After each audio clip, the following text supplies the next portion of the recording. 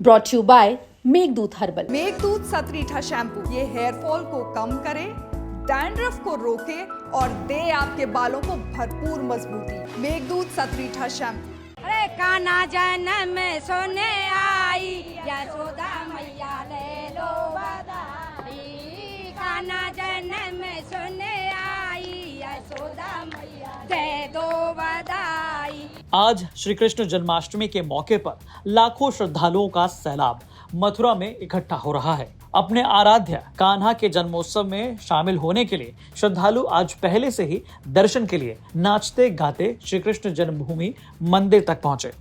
बहुत जबरदस्त उत्सव है हमारे लाला का। हाँ, अब हम यहीं सभी आनंद लें और यहीं हम अब करके जा रहे, शाम को नहीं आ पाएंगे,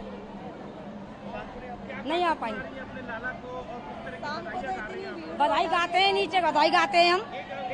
अरे कान्हा जन्म सोने आई, यशोदा मैया ले लो बधाई। कान्हा जन्म सोने आई, यशोदा मैया दे दो बधाई। सांवरे के बिना मुझे कुछ नहीं भाता है, मेरा मेरे सांवरे से प्रेम का ही नाता है। हो मेरा मेरे सांवरे से प्रेम का ही नाता है। श्री कृष्ण का जन्मोत्सव मनाने के लिए श्रद्धालु दूर दूर से आज श्री कृष्ण जन्मभूमि मंदिर मथुरा पहुंचते हैं।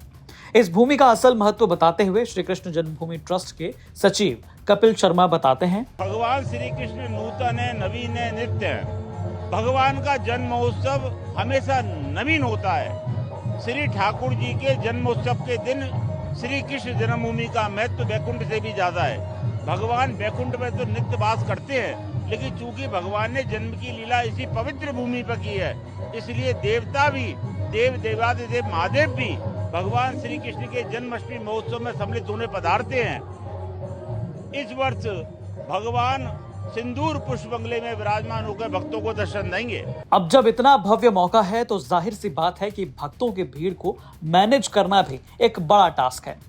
उनकी हर जरूरत को देखते हुए भीड़ मैनेज से लेकर तमाम सुविधाओं तक देखने के लिए पुलिस और प्रशासन पहले से ही लग गया था। 12 अगस्त को खुद आगरा के डीआईजी रेंज शैलेश पांडे अधिकारियों के साथ बैठे और फिर पूरा मंदिर परिसर करीब से देखा।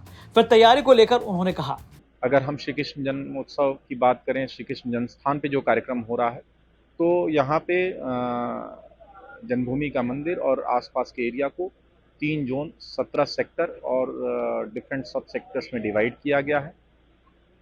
और जो जोन है उनके प्रभारी एडिशनल एसपी रैंक के ऑफिसर्स को बनाए गए हैं, सेक्टर डीएसपी रैंक ऑफिसर्स हैं और उसके साथ काफ़ी संख्या में inspector, sub inspector, head constable, PSC की ऑलरेडी डिप्लॉयमेंट केजेएस पर है।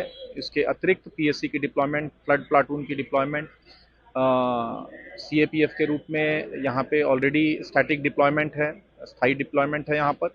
इसके अलावा बाहर से भी हमें फोर्स मिल रही है रैपिड एक्शन फोर्स के रूप में।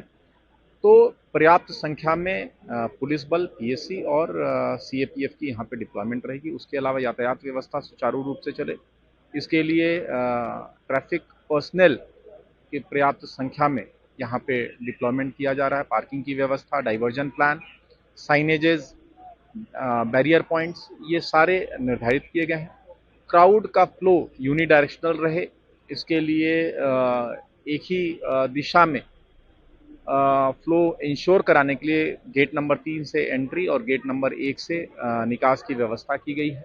किसी पर्टिकुलर पॉइंट पे भीड़ का दबाव न बने, इसके लिए छोटे छोटे होल्डिंग एरियाज पूरे रूट में बनाए गए हैं और डिटेल्ड तैयारी इस चीज़ को लेके की गई है। जो ह्यूमन रिसोर्स है उसकी डिप्लॉयमेंट के साथ साथ तकनीक का भी भरपूर इस्तेमाल किया जा रहा है। सीसीटीवी कैमरे ऑलरेडी लगे हुए हैं, अतिरिक्त कैमरे भी लगवाए जा रहे हैं, पीए सिस्टम की व्यवस्था की जा रही है, ड्रोन कैमरे तथा टीथर ड्रोन के माध्यम से भी निगरानी इसमें की जा रही है।